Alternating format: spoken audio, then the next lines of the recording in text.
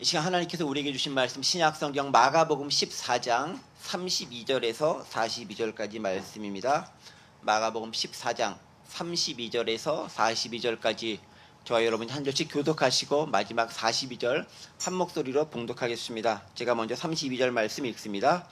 그들이 겟세마네라는 곳에 이르매 예수께서 제자들에게 이르시되 내가 기도할 동안에 너희는 여기 앉아 있으라 하시고 베드로와 야고보와 요한을 데리고 가실새 심히 놀라시며 슬퍼하사 말씀하시되 내 마음이 심히 고민하여 죽게 되었으니 너희는 여기 머물러 깨어 있으라 하시고 조금 나아가사 땅에 엎드리어 될 수 있는 대로 이때가 자기에게서 지나가기를 구하여 이르시되 아빠 아버지여 아버지께서는 모든 것이 가능하오니 이 잔을 내게서 옮기시옵소서. 그러나 나의 원대는 마시옵고 아버지의 원대로 하옵소서 하시고 돌아오사 제자들이 저런 것을 보시고 베드로에게 말씀하시되 시몬아 자느냐 내가 한 시간도 깨어 있을 수 없거든.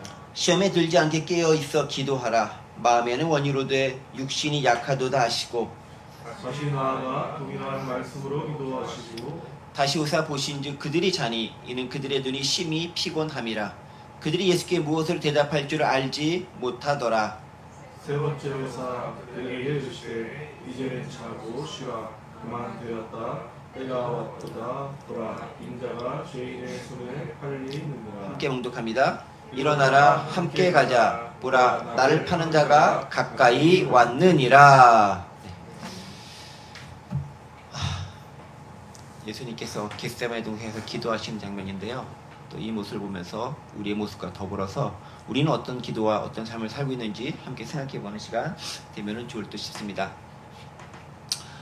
오늘 겟세마네 동산에서 기도하시기 전에 예수님께서는 6월절 만찬 제자들과 나누시고 또 여러 가지 이야기를 하셨죠. 그러면서 제자들, 특별히 베드로를 중심으로 해서 너희가 나를 다 버리리라, 나를 떠나리라, 나를 배신하리라 라는 예언의 말씀을 하셨습니다. 실제로 또 가룟 유다는 먼저 예수님을 버리고 나아가기도 했고요. 그렇게 절대로 안 됩니다 라고 베드로는 주장했지만 이제 오늘 본문이 조금 지나고 나서 다음 시간 정도 되면은 베드로가 어떻게 또 배신하게 되는가도 발견할 수 있을 것 같습니다. 그러한 모습들을 배경을 두면서 오늘 겟세마네 동산의 기도의 장면들이 우리에게 어떤 교훈을 주고 어떤 마음을 가지고 우리가 함께 동참할 수 있는 것인지 생각해 보면 좋을 것 같습니다. 32절 말씀 함께 보겠습니다. 그들이 겟세마네라는 곳에 이르매 예수께서 제자들에게 이르시되 내가 기도할 동안에 너희는 여기 앉아 있으라 라고 말씀하십니다. 지금 예수님께서 어디쯤 계시죠? 겟세마네 동산 안에 있죠. 근데 겟세마네 동산이 어디쯤 있냐면은 그 예루살렘 성전을 바라보시는 그 근처에 있는 감람산 그쪽 근처가 사실 겟세마네 동산이 있는 그곳이에요. 그러니까 원래 예수님께서 그 감람산에 많이 가시고 거기서 이제 예루살렘 성전을 바라보시면서 제자들과 대화도 하시고 또 말씀도 전하시고 또 그때의 때에 따라서 기도도 하시던 그런 장면들이 많이 있는데 오늘 본문도 이제 그런 거죠. 마지막으로 예루살렘 성전을 가시고 그 사역 마치시고 이제 그것을 떠나서 감람산에 가셨고 그곳이 특별히 겟세마네 동산이라고 불리는 즉 기도할 수 있는 어떤 곳에 다다르게 됩니다. 그런데 뭐 원래 겟세마네 동산이 기도하는 곳이었다라는 것은 아니겠지만 예수님께서 종종 그곳에서 기도하셨다라는 것들을 우리가 알 수 있습니다. 자, 그러면 겟세마네라는 것이 어떤 의미를 가지고 있겠느냐 좀 생각해 보도록 하겠습니다. 겟세마네 제가 신대원 다닐 때 저희 그 신대원의 동아리 중에 하나가 겟세마네라고 하는 동아리가 있었습니다.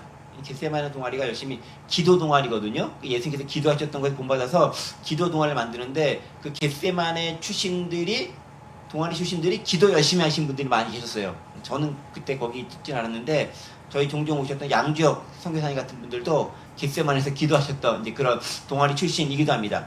그래서 그런지 모르겠는데 이 겟세마네가 어떤 뜻을 가지고 있냐면은 원래 기름을 짜다 또 기름 짜는 틀 뭐 그런 의미를 가지고 있어요.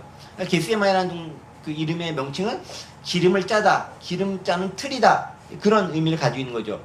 근데 왜 그러냐면은 겟세마네 동산이 있는 곳 자체가 사실은 감람산이거든요. 감람산은 왜 감람산입니까? 올리브 나무가 많이 있어서 감람산이라 불리는 거거든요. 근데 올리브 나무가 많이 있어서 올리브 나무를 가지고 올리브 기름을 많이 만드는 거죠. 그러니까 이제 그런 여러 가지 그 지역이 그 산이 그 지역이 가지고 있는 역할들을 가지고 명칭들이 지어진 것을 우리는 발견할 수 있는 거죠. 이것도 나름대로 영적 의미가 있죠. 어떻게 기름을 짤 때 그냥 가만히 딱 있으면 기름이 쭉 빠지는 게 아니라 꼭 눌러가지고 뭐 이렇게 막 압력을 가해야 기름이 똑똑 떨어지잖아요. 뭐 왕창 툭 떨어지는 게 아니라. 그렇죠. 기름을 짜내다라고 했을 때 그 짜내다라는 것은 상당히 어렵고 힘들게 하면서 이 비비 꼬면서 뭔가를 떨어뜨려내는, 만들어내는 그 과정을 우리가 얘기하잖아요. 그러니까 겟세마네라는 것 자체가 예수님께서 그러한 모습으로 기름을 짜내듯이 기도하신 곳이다라는 의미가 들어가 있는 거죠. 뭐 그 의미를 처음부터 알아가지고 겟세마네 이름을 지은 것은 아니겠지만 그 지음명에 맞게 예수님께서도 그런 방식으로 기도하신 것을 발견할 수 있는 거죠. 그에 대한 일종의 예표되는 것들이 이름에서 드러나 있는 것을 우리는 볼 수 있습니다. 자, 그런데 예수님께서 겟세마네에 왜 가셨는가? 왜 가셨을까요? 오늘 32절에 보면은 뭐라고 되어 있습니까? 그들이 겟세마네라는 것의 이름에 예수께서 이르시되 내가 기도할 동안에 너희는 여기 앉아 있으라 라고 얘기하는 것을 들어봤을 때 무슨 목적으로? 기도하기 위해서 갔다라는 것을 알 수 있습니다. 그런데 예수님께서는 평상시에 겟세마네라는 곳에 기도하러 자주 갔습니다. 습관을 따라 기도하러 가던 곳이 그곳이었습니다. 그럼 병행 구절이 있는데요. 누가복음 22장 39절부터 46절이 오늘 본문에 있는 마가복음과 병행되는 구절이거든요. 훨씬 더 좀 누가복음은 좀 압축적으로 드러나 있긴 한데 좀 다른 표현들이 몇 가지 있어서 이 본문을 병행 본문을 가져와 봤습니다. 누가복음 22장 39절 보면 이렇게 되어 있죠. 예수께서 나가사 습관을 따라 감람산에 가심에 제자들도 따라갔더니 라고 되어져 있습니다. 뭐라고 했기 때문에 습관을 따라 감람산에 가셨다. 그러니까 우리는 이제 겟세마네라는 곳을 얘기했지만 그것이 바로 감람산에 있는 특별한 지명 이름이고 예수께서는 그것을 어떻게 습관을 따라서 가셨다. 습관을 따라서. 습관을 따라갔다라는 얘기 뭐겠습니까? 네, 주로 자주 때에 맞춰서 정해서 습관적으로 그것에 가시곤 했다라는 것입니다. 무엇하러 가셨겠죠? 기도하러 그것을 주로 많이 찾으셨던 곳이다. 예수님께서는 습관을 따라 종종 기도하는 삶을 사셨다라는 거죠. 예수님께서는 바쁘신 가운데서도 제가 볼 때 뭐 별로 기도 안 하셔도 그분은 문제 없으실 것 같은데 그러한 분일수록 기도를 더 많이 하시는 것 같긴 해요. 그쵸? 네. 예를 들면 운동 야구 선수 같은 것도 그래요. 정말 잘하는 야구 선수들을 보면은 평상시에도 안 해도 될 것 같은데 그렇게 훈련을 또 많이 해요. 자기 관리를 그만큼 철저하게 하는 선수들이 있는 거죠. 다른 선수들보다 더 먼저 나와서 더 늦게까지. 근데 그만하면 이제 안 해도 될 것 같은데 그걸 꾸준히 이어나가서 하는 사람들이 있습니다. 그리고 그 사람들이 성적을 내고 탁월한 실력으로 리그를 이끌어가는 것 발견이 됩니다. 예수님의 모습도 그러한 모습이 아닐까 싶습니다. 자, 그런데 예수님께서 이렇게 습관을 따라 가셨는데 오늘은 약간 좀 다른 모습을 발견할 수 있어요. 왜냐면 오늘 본문 마가복음 14장 32절 보면요. 내가 기도할 동안에 너희는 여기 앉아 있으라 라고 얘기합니다. 그러니까 평상시에 원래대로 그냥 가서 기도했던 거였다면은 제자들을 데려갈 일도 없고 그냥 혼자 조용히 갔다가 그냥 오시면 되는 건데 이때는 뭔가 특별한 어떤 사건을 만들고자 하신 거죠. 그래서 누군가를 나중에 보면 알겠지만 데려가시면서 내가 기도할 동안 너희 여기 앉아있으라 라고 하시면서 뭔가 특별한 의미를 부여하고 계시고 상황을 그렇게 만들어가고 계신 거죠. 그러니까 습관을 따라 갔던 것과는 좀 다른 의미가 오늘 본문에서는 진행되고 있는 것을 우리는 발견할 수 있습니다. 예수님께서는 지금까지는 다른 특별한 기도가 이제 이루어질 것이다 라는 것들을 암시하면서 행동하고 있는 거죠. 그러면서 얘기합니다. 너희는 여기 앉아 있으라. 내가 기도할 동안 여기 앉아 있으라 라고 얘기합니다. 그러니까 오늘 보면 마가복음을 보면은 영어로는 sit here while I pray. 내가 기도한 동안 너희는 여기 가만히 앉아 있으라. 그래서 앉아만 있으면 되는 것처럼 우리는 보이기 쉬운데 그렇지 않죠. 병행 구절을 또 한번 볼까요? 누가복음 22장 39절 40절 말씀입니다. 예수께서 나가사 습관을 따라 감람산에 가시며 제자들로 따라갔더니 40절이죠. 그곳에 이르러 그들에게 이르시되 유혹에 빠지지 않게 기도하라 하고 말씀하십니다. 그러니까 마가복음에서는 그냥 단지 그냥 너희는 앉아있어 라고 그냥 제자들은 앉아만 있고 예수님만 기도하러 가신 것처럼 되어져 있는데 예수님께서 제자들에게 특별히 부탁한 게 있는 거죠. 뭐라고요? 너희도 유혹에 빠지지 않게 기도하라고 부탁인지 명령인지를 말씀하고 있는 것들을 발견할 수 있다는 거죠.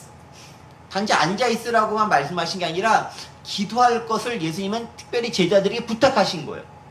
근데 평상시 예수님께서 감람산 가셨을 때는 그렇게 안 하셨거든요. 그냥 혼자서 가서 조용히 기도하고 오시거나, 보통 예수님께서도 혼자서 한적한 곳에 가셔서 시간 보내고 오시고, 제자들은 뭐 딴짓하고 있었을 동안에 그런 경우가 많이 보였는데, 오늘 보면은 제자 일부러 데려가시면서 그들에게 너희는 좀 특별히 기도해 라고 이야기하시면서 예수님께서도 기도하시는 장면이 있다는 거죠.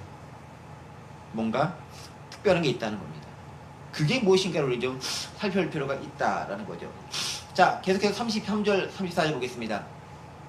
베드로와 야고보와 요한을 데리고 가실 때 심히 놀라시며 슬퍼하사 말씀하시되 내 마음이 심히 고민하여 죽게 되었으니 너희는 여기 머물러 깨어있으라 라고 말씀하시는 거죠. 이제 조금 더 분명하고 명확하게 말씀하시죠. 뭐라고요? 너희는 여기 머물러 깨어있어라. 깨어있어라. 그런데 혼자만 간 게 아닙니다. 제자들도 얘기하는 것처럼 특별히 3명만 딱 데리고 가죠. 누구죠? 베드로, 야고보, 요한. 특별한 일이 있었을 때 데려가던 그 특별한 3명을 여기서도 데려갑니다. 마지막 기회죠. 언제 가셨습니까? 변화산에서 예수님께서 바뀌셨을 때, 그리고 누군가를 살리러 가셨을 때, 예수님께서는 이 특별한 사역을, 특별한 모습을 보이셨을 때 이 3명의 제자들만 데려가셨던 것을 발견할 수 있는데, 오늘 본문도 이 3명만 딱 데려갑니다. 특별하게 증인으로 삼은 거죠. 이들을 통해서 증인으로. 또 가장 신뢰할 만한 제자들이기도 하고, 또 이 제자들이 나중에 예수님 부활 승천하신 후에 특별한 일을 감당하는 그런 제자들이 되기도 합니다. 그런데 아무리 그래도 역시 제자들은 제자들이죠. 어떤 제자들? 예수님께서 믿을만하게 그렇게 잘하는 제자들이 아니라 실패하고 넘어지고 실수하는 모습을 그대로 보이는 제자들을 이 3명도 여전히 똑같이 행하게 된다. 대표적인 인물이 베드로. 참 안타깝긴 하지만 그런 모습들이 이 가운데도 있는 걸 우리가 발견하게 되는 거죠.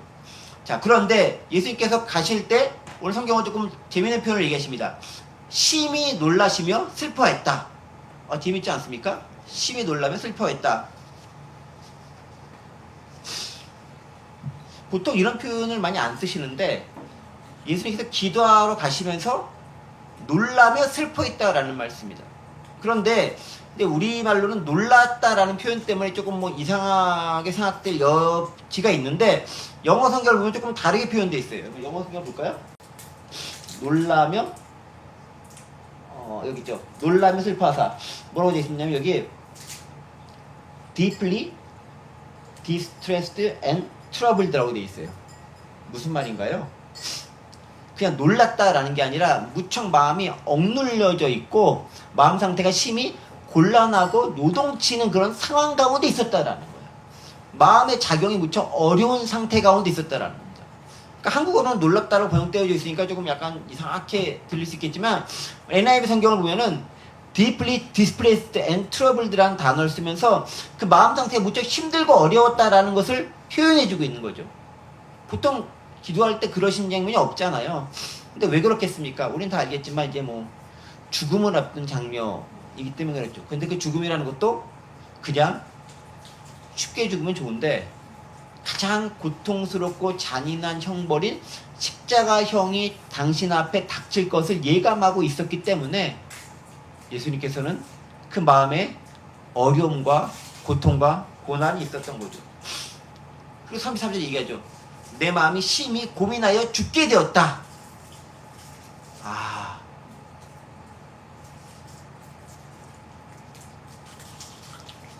예수님의 마음의 고백이에요. 내 마음이 심히 고민하여 죽게 되었다. 오직 하셨으면 이런 표현을 쓰셨을까? 인간은 인간이 아닌가 싶은 생각이 듭니다. 인간으로서 예수님 모습이 드러나는 거죠. 내 마음이 어려워서 죽을 것 같다라는 거예요. 그러면서 부탁하죠, 제자들에게. 너희는 여기 머물러 깨어있으라.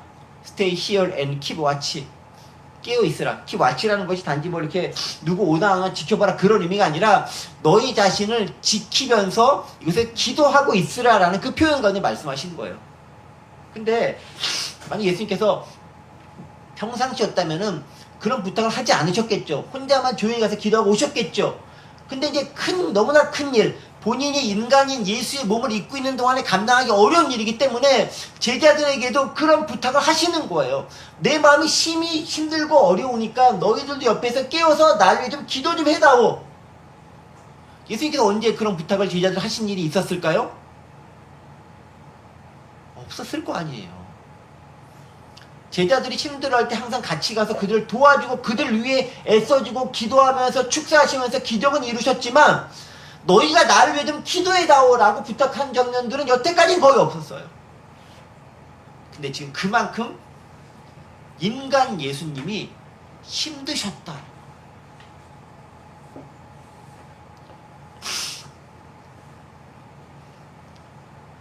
때때로 예수님마저 이렇게 힘들고 어려울 때가 있었듯이 어떤 모임에서 리더로 있다라는 것들은 그럴 때가 종종 있는 것 같습니다. 보통은 뭐 기도 부탁을 하지 않지만 너무 힘들고 벅차고 어려울 때는 같이 있는 공동체 구성원들에게 이러이러하니 함께 좀 기도해 주세요 라고 부탁할 때가 있는 것 같아요. 물론 이제 리더십에 따라서 평상시에도 기도해 주세요라고 이렇게 얘기하는 경우도 있겠지만은 또 많은 리더들과 그렇진 않잖아요. 특별하게 부탁을 하고 있는 때가 있을 텐데 지금 예수님의 모습이 그러한 모습이었다라는 거죠. 그때 그 리더를 얼마나 잘 주변에 도울 수 있겠느냐라는. 예수님의 제자들은 3년간 같이 다녔잖아요. 정말로 누구보다 더 잘 아는 그런 사람이었잖아요. 그리고 그 중에 특별히 3명만 뽑아서 데려간 거잖아요. 그리고 그들에게 얘기하는 거죠. 날 위해서 깨어서 기도 좀 해다오. 부탁하면서 말씀하셨겠죠. 그런데 예수님은 그런 간절한 마음에도 불구하고 제자들은 그에 부합되지 못했다라는 것들을 발견할 수 있죠. 때때로 우리의 형편과 상황은 어떤지도 함께 연이어 생각해보면 좋을 것 같습니다. 자, 그런데 아까 제가 잠시 언급했지만 너희는 여기 머물러 깨어있으라 라는 단어를 쓰잖아요. 깨어있다라는 게 무슨 뜻일까? 깨어있다라는 게 단지 눈 떠가지고 누가 오늘 안 지켜보고 있는다 그런 의미로 깨어있다라는 게 아니죠. 깨어있다라는 것은 무엇이겠습니까? 눈을 뜨고 있는 것뿐만 아니라 마귀의 유혹에 빠지지 않도록 방심하지 말고 마음을 지키는 것을 깨어있는 것이라고 표현합니다. 아까 누가복음 22장 40절 병행구절에서 발견할 수 있었죠. 뭐라고요? 누가복음 22장 40절 그곳에 이르러 그들에게 이르시되 유혹에 빠지지 않게 기도하라. 그러니까 제자들에게 깨어있으라는 것은 너희가 어떤 유혹에 빠질 텐데 그것에 빠지지 않도록 기도하라라고 간절히 경고하시면서 부탁하는 거예요. 그러니까 우리 이런 걸 생각해 볼 수 있어요. 인간으로서 예수님께서 너무 힘드시고 어렵기 때문에 제자들에게 부탁을 합니다. 그런데 예수님께서 힘드시고 어렵다라는 것은 그만큼 제자들도 감당하기 쉽지 않다라는 것을 의미하는 거예요. 지도의 공동체는 그런 거예요, 여러분. 기도로 하나로 연결되어 있다는 것은요, 내가 어떤 힘든 상황과 있었을 때, 그를 위해 기도할 때, 누가 나를 위해 기도했을 때, 그 사람도 더불어 같이 힘듦을 경험될 수 있다라는 거예요. 그게 연결되어져 있다라는 거죠. 지금 예수님의 상황이 그런 상황인 거예요. 너무 어렵고 힘들기 때문에 뭔가 너에게 유혹이 찾아올 거라는 거예요. 마귀가 주는 유혹일 수 있고 상황이 주는 유혹일 수도 있고 연약한 육체로 말미암는 유혹일 수도 있습니다. 어떤 것이든 찾아온다는 것입니다. 그런데 그것을 이겨내도록 너희가 기도할 필요가 있다는 것입니다. 다른 말로 하면 그 유혹 가운데서 너희는 끝까지 너를 좀 지켜내라라는 거예요. 거기는 의지적인 결단과 나의 노력도 들어갑니다. 분명히. 자, 그런 예수님의 부탁과 간절한 간구의 말씀에도 불구하고 35절, 36절 넘어가면서 어떻게 바뀌는지 보겠습니다. 예수님의 모습입니다. 35절 조금 나아가서 땅에 엎드려 될 수 있는 대로 이때가 자기에서 지나가기를 구하여 이르시되 아빠 아버지여 아버지께서는 모든 것이 가능하오니 이 잔을 내게서 옮기시옵소서. 그러나 나의 원대는 마시옵고 아버지의 원대를 하옵소서라고 예수님께서는 말씀하시고 기도하십니다. 제자들에게 기도 부탁한 다음에 당신도 이제 기도하러 가시는 거죠. 근데 예수님께 기도하는 자세를 가만히 보세요. 35절 뭐로 되어 있습니까? 조금 나아가서 땅에 엎드려 될 수 있는 대로 이때가 저쪽 하면서 얘기하고 있죠. 자세가 어떤 자세? 땅에 엎드린 자세를 기록하고 있어요. 엎드린 자세를 기도하고 있죠. 우리가 기도할 때 엎드려서 기도하는 건 언제 주로 엎드려서 기도하나요? 저희는 일반적으로 기도할 때 평상시에는 앉아서 기도하죠. 이렇게 의자에 앉아서. 제일 좋으니까. 근데 언제 엎드려서 기도하죠? 그쵸? 너무 이제 여러 가지 삶이 힘들고 벅차서 내가 감당하기 어려웠을 때, 또 이렇게 뭔가 이렇게 갖춰진 곳, 아니 뭐 이제 갖춰진 곳이 의자가 있어도 마찬가지예요.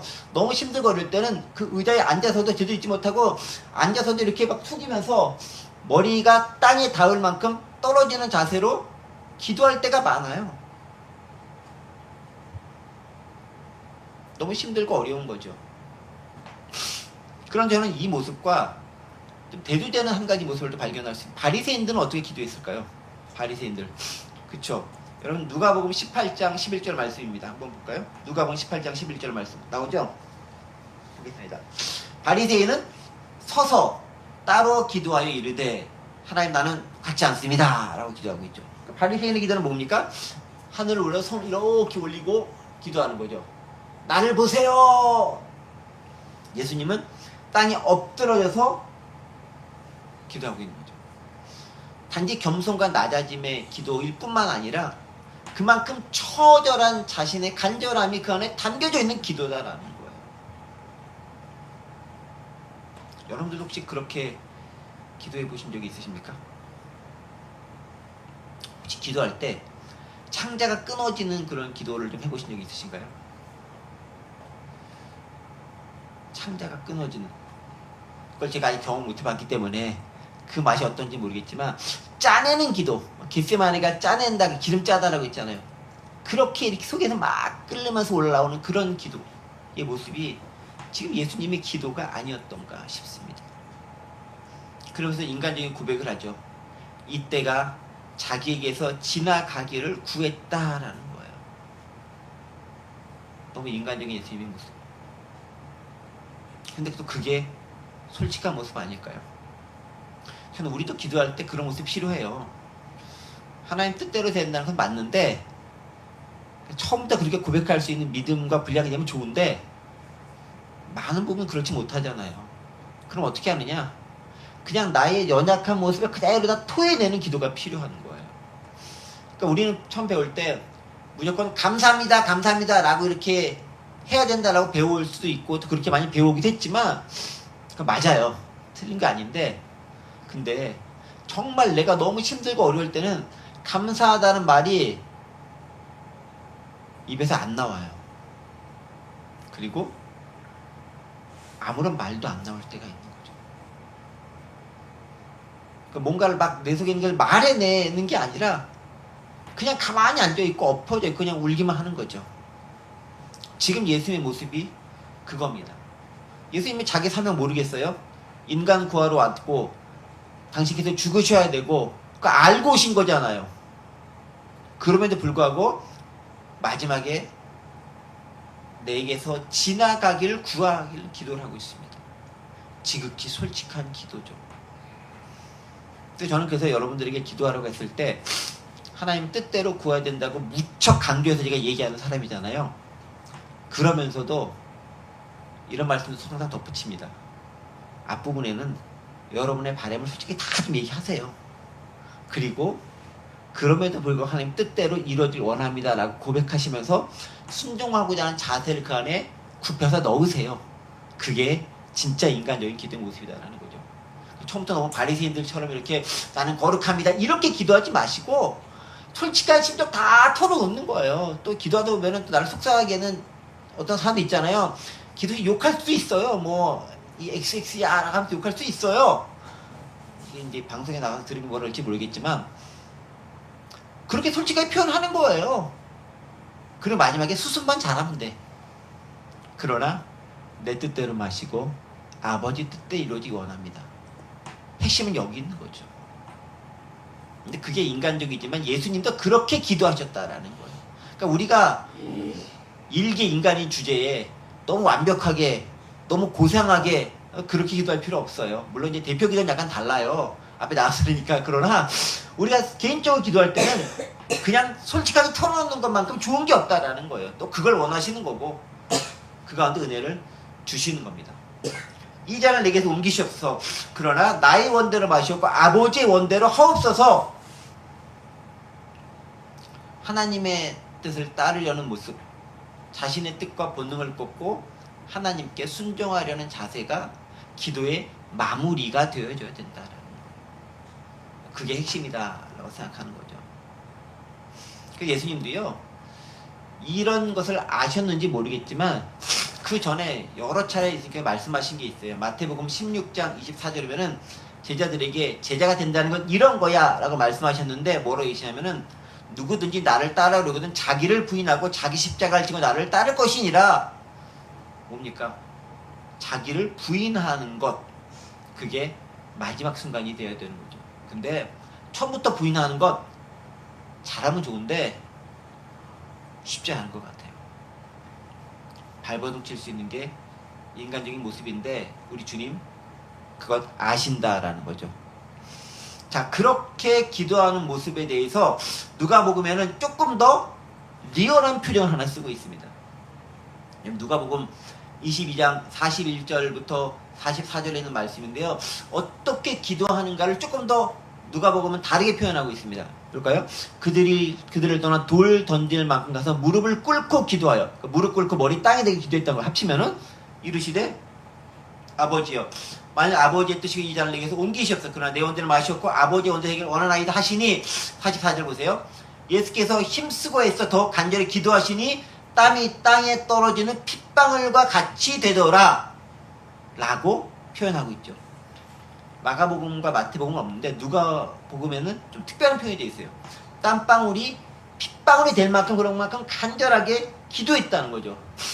저는 근데 아무리 기도를 해도 땀이 피로 변하는 만큼 기도한 적은 없는 것 같아요. 경험한 분 혹시 계실까요? 두 분 집사님이 안 계시면 여기 없을 것 같은데, 네, 그렇게 기도할 상황이 많이 안 나왔으면 좋겠다 싶은 생각이 듭니다. 그렇게 기도하신 거죠. 그 모습이 예수님의 기도의 모습이었다. 자, 그런 모습을 제자들 3명이서 몰랐을까요? 알았을까요? 알만한 거리에 있었어요. 어떻게? 누가복음 22장 41절. 그들이 얼마큼 떨어졌습니까? 그들이 떠나 돌 던질 만큼 가서 무릎 꿇고 기도했죠. 그러니까 얼면 돌 딱 던졌을 때 이제 뭐 어깨가 강하면 좀 멀리 던지겠지만 뭐 그렇게 멀리 안 갔을 거 아니에요. 돌 던질 만큼 가서 앉아 있었고 예수님께서는 기도하셨다라는 거예요. 그러니까 예수님께서 어떤 상황인지 제자들이 알만한 곳에서 그들은 있었던 거예요. 그러면 제자들이 예수님이 어떤 상황인지 충분히 알 만큼 알고 기도하고 있었을까요? 상황은 그런데 현실은 그렇지 못했다는데 문제가 생기는 거죠. 37절 보겠습니다. 마가복음 14장 37절이죠. 돌아오사 제자들이 자는 것을 보시고 베드로에게 말씀하시되 시몬아 자느냐 네가 1시간도 깨어 있을 수 없더냐. 그렇게 안타까운 마음을 가지고 부탁하고 갔건만 자고 있습니다. 특별히 누구에게 얘기하죠? 베드로에게 얘기하죠. 절대 주님을 떠나지 않겠습니다. 변하지 않겠습니다. 주님 지키겠습니다 라고 이야기했던 장본인이 베드로거든요. 베드로 얘기하죠. 네가 1시간도 깨어 있을 수 없느냐. 그게 제자들의 모습인 거죠. 그러면서 예수님께서 제대로 그나마 또 이해하시면서 38절에 얘기합니다. 뭐라고요? 시험에 들지 않게 깨어 기도하라. 한 번 더 얘기하죠. 충분히 이해하십니다. 뭐라고요? 마음에는 원이로되 육신이 약하다. 저희도 그럴 때 많이 있죠. 내 마음은 기도하고 싶지만 육신이 약해. 마음은 열심히 찬양하고 싶은데 육신이 약해. 마음은 열심히 봉사하고 싶은데 육신이 약해 라고 말씀할 수 있죠. 네, 그게 인간의 모습이라고 생각합니다. 근데 그 모습이 예수님 보시기에 그렇게 썩 아름다운 모습은 또 아닌 것 같아요. 왜냐하면 지금 상황이 예수님께서 너무 힘들기 때문에 기도를 부탁했던 상황인 거잖아요. 그쯤 되면 어쨌든 간에 송곳으로 무릎을 찔러서라도 깨어있으면서 기도해야 되는데 제자들은 예수님께서 뭐라고 했는지도 모르게 그냥 자고 있었던 거예요. 이 잔을 내게서 옮기시옵소서 라고 말할 정도로 그렇게 괴롭게 기도했건만 제자들은 그 말을 못 듣고 그냥 자고 있었던 거예요. 믿을 건 제자들 뿐이었는데 제자들은 그렇게 안 했다라는 거죠. 그럼 우리 고민해보죠. 제자들은 왜 자고 있었을까? 뭐 제자들만 피곤해? 예수님도 피곤했을 거 아니에요. 왜냐면 예수님께서도 지난 계속 같이 있었잖아요. 그리고 이제 뭔가 주관하시고 이끄시면 이거 다 했잖아요. 고민은 뭐 제자들만 예수님 다 했잖아요. 근데 왜 제자들은 더 그랬을까요? 누가복음 22장 45절에 이런 구절이 있습니다. 기도 후에 일어나 제자들에게 가서 슬픔으로 인하여 잠든 것을 보시고 라는 구절이 있어요. 그러니까 제자들이 왜 잠들었냐면은 슬픔 때문에 잤다고. 슬픔 때문에. 뭐가 슬펐을까요?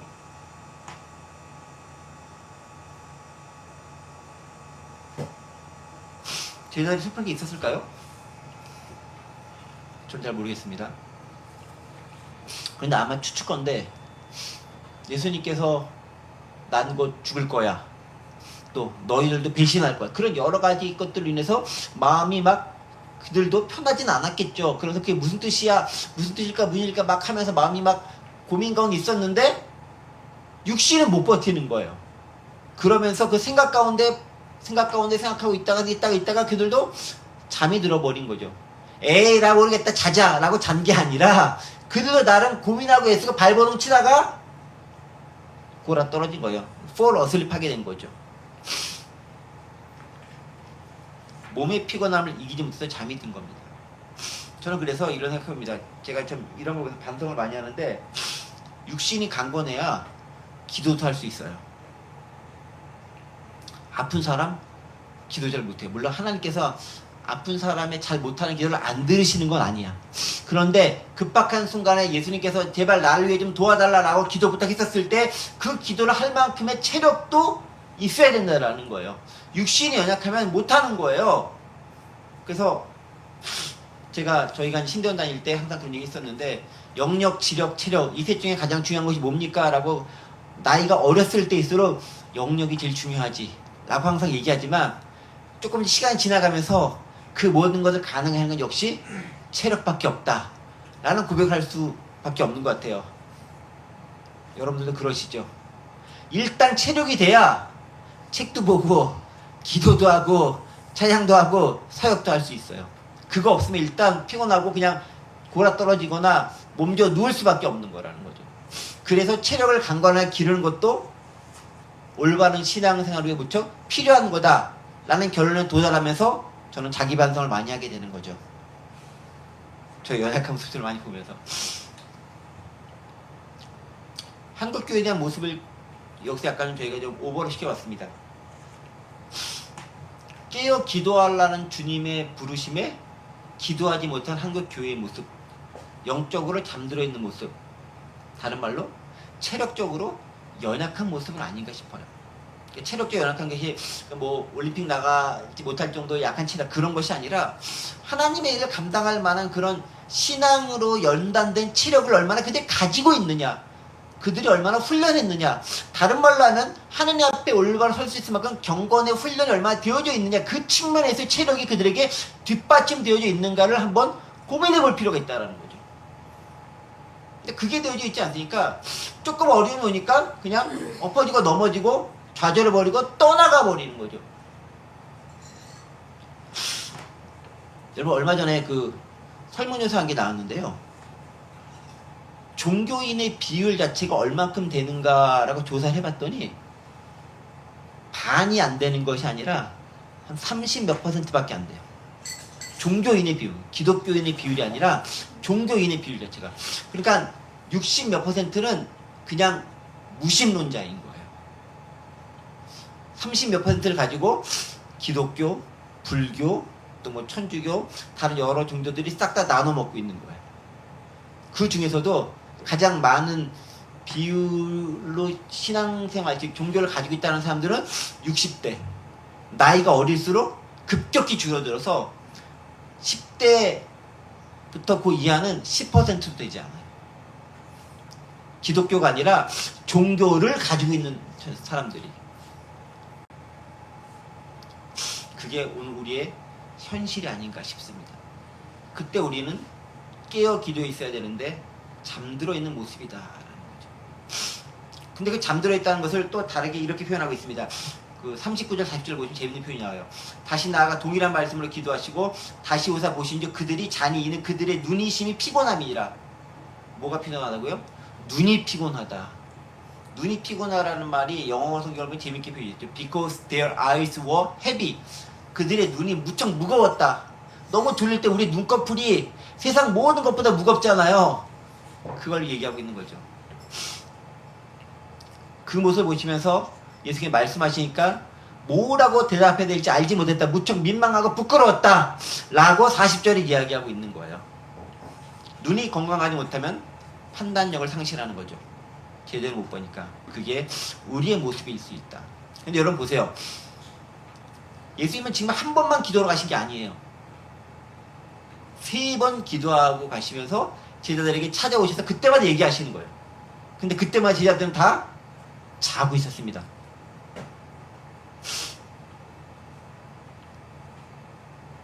그때쯤 되면 민망해서도 깰 텐데. 한 번 이렇게 자고 있다가 걸려가지고 일어나면 정신 번뜩 들어가지고 보통 깨지 않나요?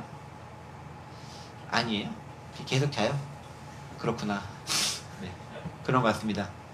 그게 제자들의 모습이고 우리의 모습이다. 41절 42절 보면서 마무리하겠습니다. 세 번째 오사 그들이 이제 세 번째 오죠. 이제는 자고 쉬라. 그만 되었다. 때가 왔다. 라고 얘기하면서 에이 됐다. 라고 말씀하시는 것처럼 느껴지지만 그 말씀이 아니에요. 영어 성경을 좀 볼까요? 보세요. Returning the third time. 세 번째로 돌아오셨습니다. He said to them. 그들에게 말씀하십니다. Are you still sleeping and resting? 너희 여전히 아직도 자고 쉬고 있느냐? 그 뜻이에요. 또 자고 있니? 이 뜻인 거예요. 한국어 성경은 이제 됐다. 에이, 이제 가자. 그런 뉘앙스인데 영어 성경의 뉘앙스 그게 아니라 그렇게 얘기하고 몇 번 반복했는데 아직도 또 자고 있어? 정말 실망이야 라는 뉘앙스가 들어있는 거예요. 너 아직도 자고 있어? 쉬고 있어? 이만큼 충분해. 고만 자! 그런 뜻이에요. 지금 주님이 우리에게 하신 말씀이세요. 니네 아직도 자고 있어? 좀 고만 자. 충분해. 잘 만큼 잤잖아. 이제 좀 깨! 라고 하는 거예요. 일어나라. 함께 가자. 라고 그 다음 얘기하죠. 일어나라. 함께 가자.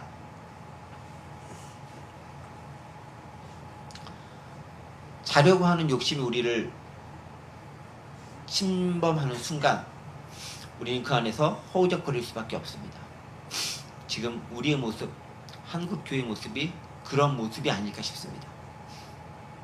그런데요, 한 번 자면 더 자고 싶죠. 잠이 나를 계속 주관하니까. 그때 분연히 일어설 수 있는 용기가 우리에게 필요한 건 아닐까요? 영적 각성이 이때 필요한 건 아닐까요? 주님께서 고난받는 위치에 들어가셨는데 나는 몰라라 하고 자고 있는 모습이 혹 우리의 모습은 아닐까요? 나를 위해 좀 기도해달라 라고 부탁하는데 주님께서는 주님이잖아요. 혼자서 알아서 다 하세요. 저는 좀 쉴게요 라고 말하면서 살아가는 게 우리의 모습은 아닐까요? 이 시간 한번 우리의 모습 반성해 보시면서 우리를 위해 고난받으러 오셨지만 그 고난이 우리를 위함에도 불구하고 나는 멀리 떨어져서 자고 있고 주님만 고난받도록 내버려 두고 있는 것은 아닌지 함께 생각해 보시면서 그 고난에 동참하며 나아갈 수 있는 저와 여러분들 되시기를 간절히 원합니다. 기도하겠습니다. 하나님, 우리를 위한 십자가 때문에 주님은 애매히 고난을 당하셨지만 우리는 그 고난에 전혀 동참하지 못하고 3번이나 오셨지만 여전히 자고 있었던 저희들의 모습을 제자들을 통해 발견합니다. 한국교회 주시는 모습이고 또 우리의 공동체 주시는 모습인 것 같기도 합니다. 하나님, 이제는 깨어 나아갈 수 있도록 도와주시고 주님께서 함께 고난받자라고 말씀하셨을 때 분연히 일어서서 나아갈 수 있는 저희가 될 수 있도록 도와주옵소서. 감사드리며 예수님의 이름으로 기도합니다.